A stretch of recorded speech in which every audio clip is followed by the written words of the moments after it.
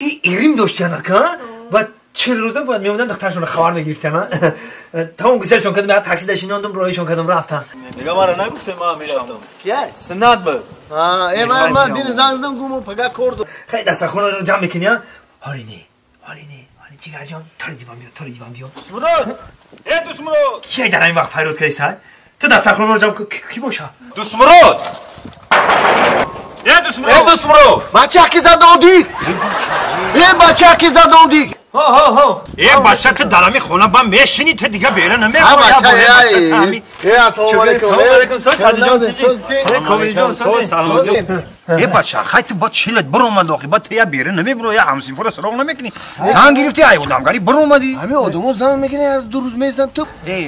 که همین یه چیره نگفتی ما رو نفهموندی نه زنگ میزنید یا بیره میبروی بپرسیم تا این نشید مجبور شدیم خونه تو اومدیم چرا تو مرا همیشه بگو که شبت خوبه یا روزت خیلی روز میگم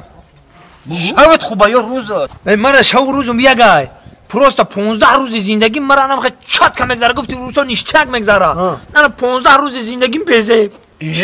برای چی خختون میدونید که ما کارکنی راغونم